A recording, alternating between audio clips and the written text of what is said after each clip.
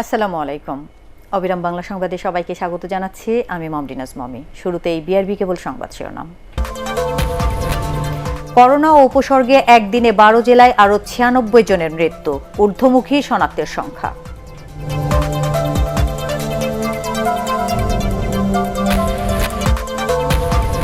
ঈদ করতে আজও রাজধানী ছাড়ছে মানুষ। গত কয়েকদিনের চেয়ে বেড়েছে যাত্রী ও পরিবহনের চাপ।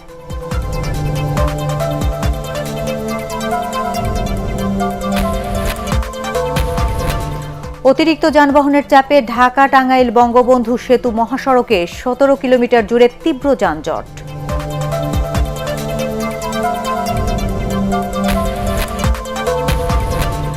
এবং স্বাস্থ্য মন্ত্রণালয়ের দুর্নীতির লাগাম টানতে হবে বললেন প্রধানমন্ত্রীর ব্যক্তিগত চিকিৎসক।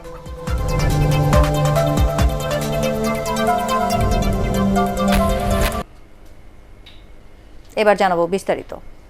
দেশের 12 জেলায় করোনা ও উপসর্গে গত একদিনে আরও 96 জনের মৃত্যুর খবর পাওয়া গেছে। এর মধ্যে বরিশালে মারা গেছেন 15 জন, আক্রান্ত 4 শতাধিক। জেলায় আক্রান্তের হার প্রায় 46%। প্রায় একই চিত্র ময়মনসিংহ মেডিকেলে, সেখানে 15 জনের মৃত্যু হয়েছে। করোনা পজিটিভ 286 জন। কুষ্টিয়ায় 14 জনের মৃত্যু হয়েছে, শনাক্ত 204 জন। রাজশাহী মেডিকেলেও মারা গেছেন 14 জন। এদিকে কুমিল্লায় মারা গেছে 13 জন, আক্রান্ত 550-রও বেশি। চট্টগ্রামে সংক্রমিত হয়েছেন 800-রও কাছাকাছি, মারা গেছেন 6 জন। ফরিদপুরেও 6 জনের মৃত্যু হয়েছে। নোয়াখালী ও ঠাকুরগাঁয়ে মারা গেছেন 3 জন করে।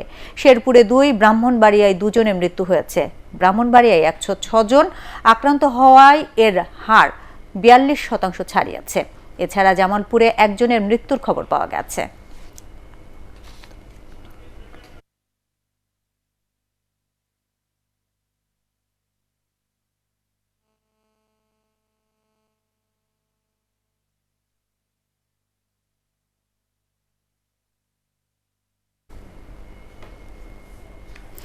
স্বাস্থ্য ঝুঁকি নিয়ে ঈদ করতে আজও ঢাকা ছাড়ছেন মানুষ। গতকালের চেয়ে আজ যাত্রী ও পরিবহনের সংখ্যা বেড়েছে, তবে অন্যবারের তুলনায় সে চাপ কমই রয়েছে রেল স্টেশন এবং বাস টার্মিনালে।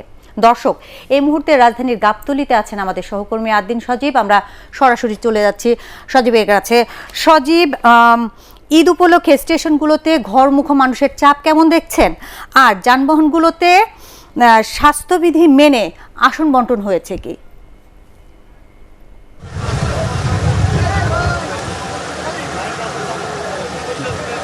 আমি এই মুহূর্তে যে বাসটির মধ্যে অপেক্ষা করছি, এটি দূরপাল্লার বাস, রাজশাহীর দিকে যাবে, উত্তরের জেলা। আপনি জানেন যে গাড়িগুলোতে সাধারণত ডাবল সিটে 1 জন করে যাত্রী বসার কথা আছে, কিন্তু বাস্তবতা হলো যে এখানে আপনি গাড়ির চিত্র দেখেন তাহলে প্রত্যেক সিটে ডাবল যাত্রী আছে এবং একই সঙ্গে ভর্তি হয়ে আছে পুরো বাসে যতগুলো সিট ততগুলো যাত্রী। কেউ কেউ তো দাঁড়িয়ে আছে।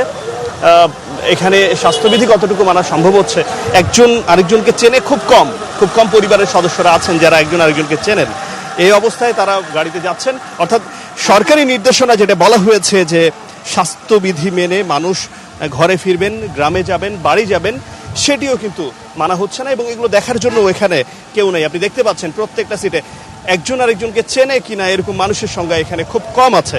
এই গাড়িটা এই মুহূর্তে চলমান, আমরা যে গাড়িতে আছি এই মুহূর্তে চলমান এটি। গাড়িটা যাচ্ছে। আপনি একটা গাড়ির চিত্র দেখালাম শুধু, এখানে আরো অনেকগুলো গাড়ি আছে যেগুলোতে সবগুলোরই একই অবস্থা। বিশেষ করে যে অভিযোগটা তারা করছে সেটি হচ্ছে যে ঘন্টার পর ঘন্টা তাদেরকে ওয়েট করতে হচ্ছে। সকালে এসেছে যেটা 8টার গাড়ি, সেটা 10টা পার হয়ে গেছে, এখনো পর্যন্ত সেই গাড়ি ছাড়েনি। এরকম গাড়ি অনেকগুলো আছে। একই সঙ্গে অতিরিক্ত ভাড়ার বিষয়টি তো বলাই হচ্ছে, কিন্তু বাস্তবতা হলো যে তারা ডাবল সিটে 1 জন নেওয়ার কথা বললেও এই চিত্র নেই। কমে। সজীব, আপনাকে ধন্যবাদ। ঈদযাত্রার খবর জানাচ্ছিলেন আমাদের সহকর্মী আদ্দিন সজীব। এবার জানাচ্ছি অন্য খবর। আসন্ন ঈদে ঘরমুখো মানুষের কারণে অতিরিক্ত যানবাহনের চাপে ঢাকা টাঙ্গাইল বঙ্গবন্ধু সেতু মহাসড়কে 17 কিলোমিটার জুড়ে তীব্র যানজটের সৃষ্টি হয়েছে। ভোররাত থেকে বঙ্গবন্ধু সেতু থেকে টাঙ্গাইলের রসুলপুর পর্যন্ত উত্তরবঙ্গমুখী লেনে এই যানজট দেখা দেয়। এতে দুর্ভোগে পড়েছেন হাজার যাত্রী ও চালক। পুলিশ কর্মকর্তারা জানিয়েছেন, টাঙ্গাইল অংশে যানজট নিরসনের জন্য 6 শতাধিক পুলিশ নিয়োজিত রয়েছেন। অন্যান্য দিনের তুলনায় বর্তমানে গাড়ির চাপ বেশি থাকায় যানজট দেখা দিয়েছে, তবে পরিস্থিতি স্বাভাবিক করার চেষ্টা চলছে।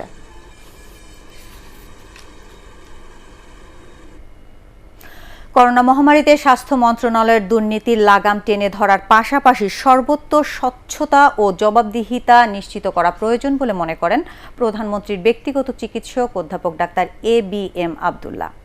এটিএন বাংলার নিয়মিত আলোচনা অনুষ্ঠান মুক্তমতে অংশ নিয়ে একথা বলেন তিনি।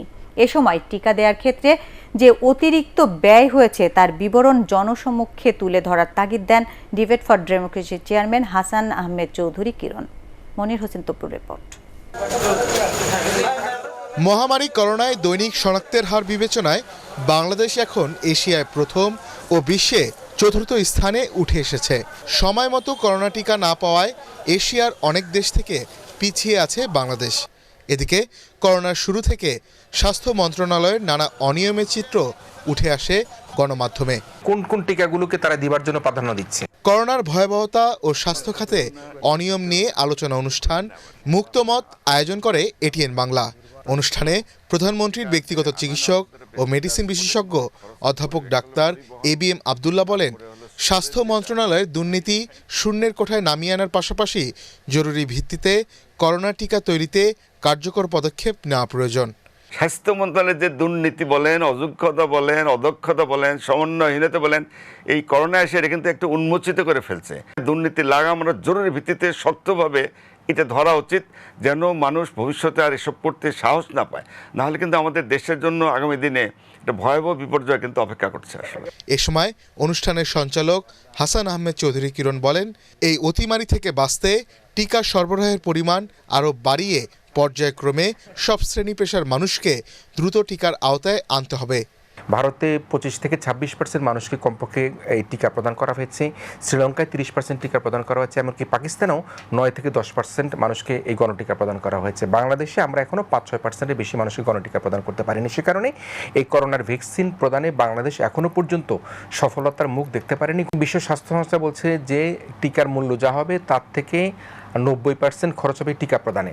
যদি টিকার মূল্য 500-600 টাকা হয়ে থাকে, টিকা প্রদানে 3000 টাকা খরচ দেখানো হয়, তাহলে এই 24-2500 টাকা খরচ কিভাবে হলো অতিরিক্ত, সেই জায়গাটা কিন্তু জনগণকে স্বাস্থ্য মন্ত্রণালয় স্বাস্থ্য অধিদপ্তরকে স্পষ্ট করতে হবে। স্পষ্ট করা না হলে মানুষের মধ্যে কিন্তু এই স্বাস্থ্য অধিদপ্তর বা মন্ত্রণালয়ের যে অনিয়ম, যে দুর্নীতির অভিযোগ, সেটি কিন্তু আরও স্পষ্টভাবে প্রমাণিত হবে। করোনা রোগীর সংখ্যা তুলনামূলকভাবে আরও বেড়ে গেলে চিকিৎসা কার্যক্রম পরিচালনা আরও কঠিন হয়ে পড়বে বলে অনুষ্ঠানে সতর্ক বার্তা দেন বক্তারা। মনির হোসেন তপু, এটিএন বাংলা, ঢাকা। ঈদে ঘরমুখো মানুষকে স্বাস্থ্যবিধি মানাতে প্রশাসনকে আরও বেশি তৎপর হওয়ার তাগিদ দিয়েছেন প্রধানমন্ত্রী শেখ হাসিনা। বিভিন্ন মন্ত্রণালয় ও বিভাগের বার্ষিক কর্মসম্পাদন চুক্তি স্বাক্ষর অনুষ্ঠানে তিনি বলেন, যতটা সম্ভব সবাইকে করোনার সংক্রমণ থেকে ঝুঁকিমুক্ত রাখতে হবে। দেশে একজন মানুষও যেন টিকা কার্যক্রম থেকে বাদ না পড়ে সেই উদ্যোগ নেওয়া হচ্ছে বলেও জানান প্রধানমন্ত্রী। আপিল মাহমুদের রিপোর্ট। সরকারি কর্মকাণ্ডে স্বচ্ছতা, দায়বদ্ধতা ও সম্পদের যথাযথ ব্যবহার নিশ্চিত করতে চলতি অর্থ বছরের বার্ষিক কর্ম সম্পাদন চুক্তি ও শুদ্ধাচার পুরস্কার প্রদান অনুষ্ঠানে গণভবন থেকে ভার্চুয়ালি যুক্ত হন প্রধানমন্ত্রী শেখ হাসিনা। এতে প্রতিটি মন্ত্রণালয় ও বিভাগের প্রকল্প বাস্তবায়নে সরকারি কর্মকর্তাদের উদ্দীপনা ও আন্তরিকতার প্রশংসা করেন তিনি। আমাদের দেশের কাজগুলি যেগুলি জাতির জন্য, যেটা মঙ্গলের জন্য, জনগণের জন্য, সে কাজগুলিকে ওন করেছেন, অর্থাৎ আপন বলে গ্রহণ করে, সদায়িত্ব বলে গ্রহণ করে আপনারা তা বাস্তবায়ন করে যাচ্ছেন। এ সময় করোনা সংক্রমণের মধ্যেও মানুষ ঈদে বাড়ি যাওয়ায় কিছুটা ক্ষোভ প্রকাশ করেন প্রধানমন্ত্রী। মাস্ক পরিধান সহ স্বাস্থ্যবিধি মানতে সবাইকে আরও তৎপর হওয়ার পরামর্শ দেন তিনি। তো আমি জানি যে আমাদের মানুষগুলো একটু সব গাড়ি বাড়ি ছুটতে পছন্দ করে, মাস্ক পরতে চায় না, কিন্তু যারা যেখানে দায়িত্বরত আছেন আপনারা একটু চেষ্টা করবেন মানুষকে বোঝাতে এবং তারা যেন এই মাস্কটা পরে আর যেন সাবধানে থাকে। দেশের সবাইকে টিকা নেওয়ার আহ্বান জানিয়ে তিনি বলেন, টিকা না নিয়ে কেউ যেন ক্ষতিগ্রস্ত না হয় সে উদ্যোগ নিচ্ছে সরকার। আমাদের দেশের প্রত্যেকটা যাদের এই ভ্যাকসিনটা গ্রহণ করার, তাদের সকলে যেন এটা নিতে পারে, তার জন্য যত দরকার আমরা তা ক্রয় করব এবং আমরা সেই ভ্যাকসিনটা দেব, যেন আমার কোনো মানুষ যেন ভ্যাকসিন থেকে বাদ না থাকে, সেভাবে কিন্তু আমরা পদক্ষেপ নিয়েছি। এবং আমরা চাচ্ছি যে আমাদের দেশের মানুষ যেন কোনো রকম ক্ষতিগ্রস্ত না হয়। করোনা দেশকে সংকটের মুখে ফেলে দিলেও নতুন কর্মপন্থা অনুসারে আর্থসামাজিক উন্নয়নের ধারা গতিশীল রাখতে সব ধরনের ব্যবস্থা গ্রহণের কথাও জানান প্রধানমন্ত্রী Sheikh Hasina. Apel Mahmud, ATN Bangla, Dhaka. Mobile banking company নগদের বিরুদ্ধে অপপ্রচার চালানোর অভিযোগ উঠেছে অন্য আরেক প্রতিষ্ঠানের বিরুদ্ধে। এ বিষয়ে দায়ের করা মামলার তদন্তে অভিযোগের সত্যতা পেয়েছে তদন্তকারী সংস্থা PBI. Humayun চিস্তির report.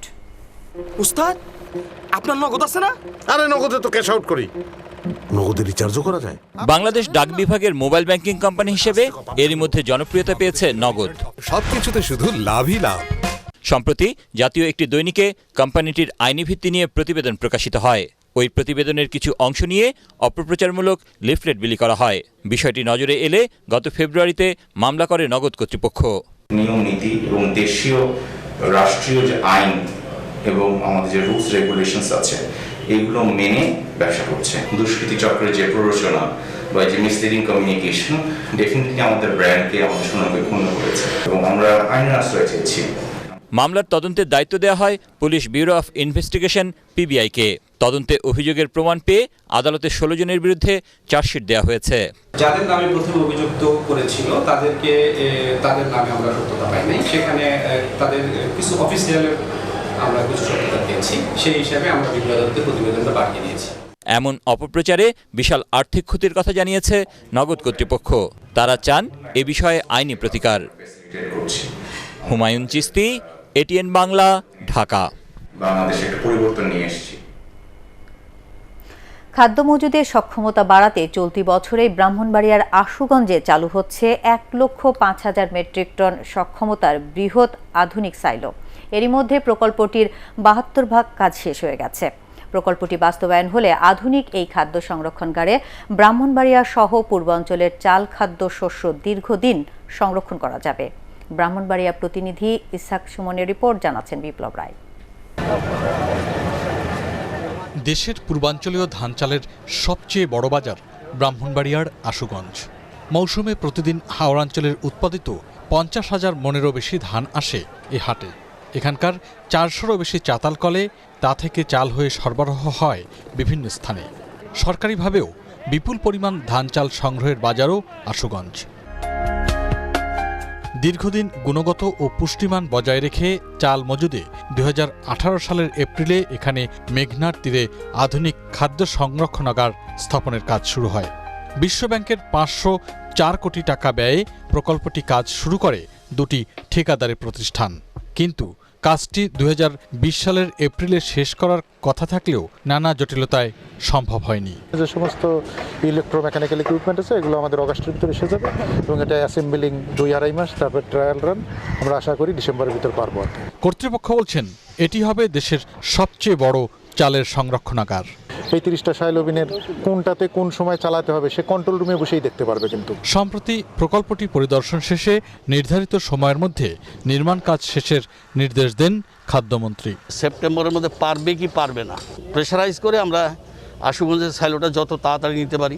35 lakh metric ton খাদ্যশস্য সংরক্ষণের পরিকল্পনা রেখে 2025 সালের মধ্যে আরও 7টি সাইলো নির্মাণের কথাও জানান খাদ্যমন্ত্রী। Bureau report, ATN Bangla. এবার জানাবো আন্তর্জাতিক সংবাদ।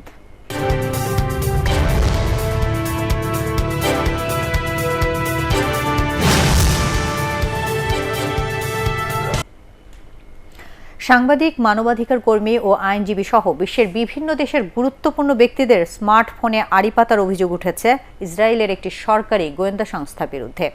আর এতে ব্যবহার করা হচ্ছে Israel spyware Pegasus. BBC online খবরে এসব তথ্য উঠে এসেছে। খবরে বলা হয় পেগাসাস ব্যবহার করে অন্তত 50,000 ফোন নম্বর টার্গেট করা হয়েছে।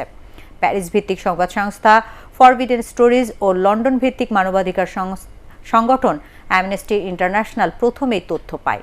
পরে তারা 17টি সংবাদ মাধ্যমকে বিষয়টি জানায়। তবে কোথা থেকে আড়ি পাতার শিকার হওয়া এই ব্যক্তিদের তালিকা পাওয়া গেছে সে বিষয়ে স্পষ্ট কিছু জানা যায়নি। আড়ি পাতার এই সফটওয়্যারটি সাধারণত অপরাধীদের শনাক্ত করতে সামরিক ও আইন প্রয়োগকারী সংস্থাগুলো ব্যবহার করে।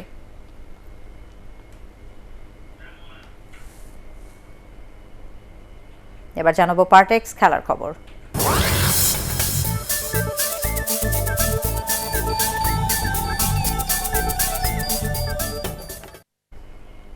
সাকিব আল হাসানের অসাধারণ ব্যাটিংয়ে এক ম্যাচ বাকি থাকতেই জিম্বাবুয়ের বিপক্ষে সিরিজ জিতল বাংলাদেশ। স্বাগতিকদের দেয়া 241 রানের টার্গেট তাড়া করতে নেমে তার অপরাজিত 96 রানে 3 উইকেটের জয় পায় টাইগাররা। এর আগে টস জিতে ব্যাট করতে নেমে 9 উইকেটে 240 রান করে জিম্বাবুয়ে। মমিনুর রিপনের রিপোর্ট।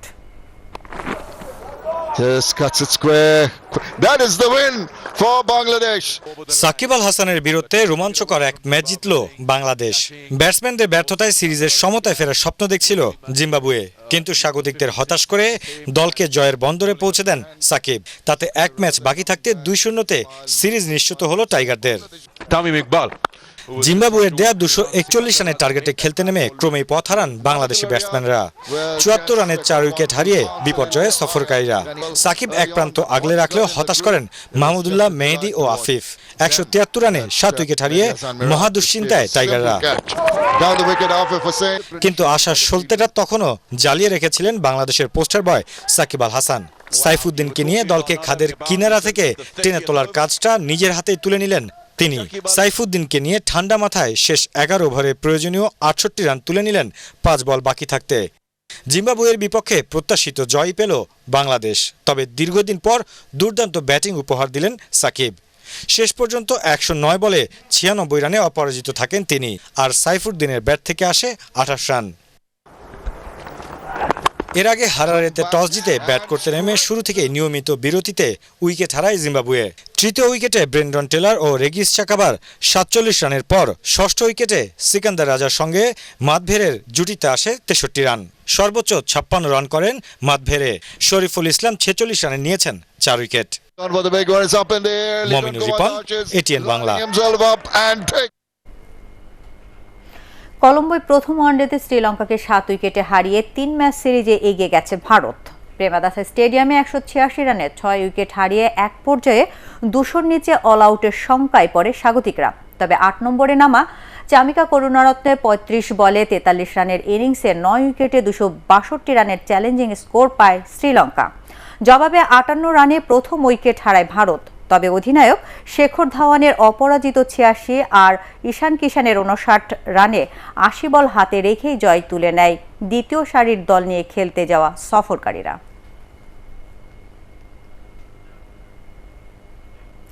লিডসের দ্বিতীয় টি-20তে পাকিস্তানকে 45 রানে হারিয়ে 3 ম্যাচ সিরিজের সমতা এনেছে ইংল্যান্ড। আগে ব্যাট করতে নেমে 18 রানে 2 উইকেট হারিয়ে শুরুতে কিছুটা চাপে পড়ে স্বাগতিকরা। তবে তৃতীয় উইকেটে 67 রান যোগ করে দলকে বড় সংগ্রহের ভিত গড়ে দেন জস বাটলার এবং মঈন আলী। ব্যক্তিগত 36-এ মঈন ফিরলেও হাফ সেঞ্চুরি তুলে বাটলার আউট হন 59 রানে।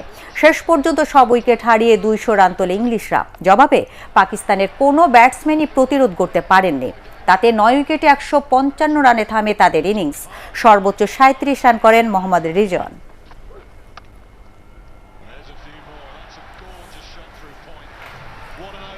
শেষ করার আগে বিআরবি কেবল সংবাদ শিরোনাম আরেকবার। করোনা উপসর্গে একদিনে 12 জেলায় আরও 96 জনের মৃত্যু, ঊর্ধ্বমুখী শনাক্তের সংখ্যা।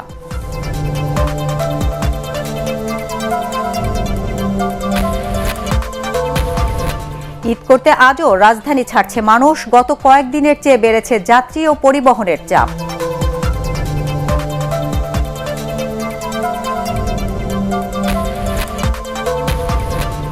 অতিরিক্ত যানবাহনের চাপে ঢাকা টাঙ্গাইল বঙ্গবন্ধু সেতু মহাসড়কে 17 কিলোমিটার জুড়ে তীব্র যানজট।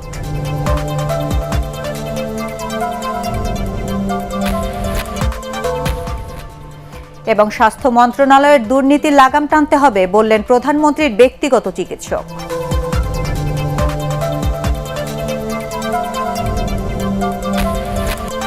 দর্শক, পরবর্তী সংবাদ দেখার আমন্ত্রণ জানিয়ে এখনকার মতো শেষ করছি। করোনা ভাইরাস থেকে নিজেকে সুরক্ষিত রাখতে মাস্ক পরুন আর বারবার হাত পরিষ্কার করুন। এটিএন বাংলা সংবাদ ইউটিউবে দেখতে ব্রাউজ করুন youtube/ATN Bangla News। ধন্যবাদ সবাইকে।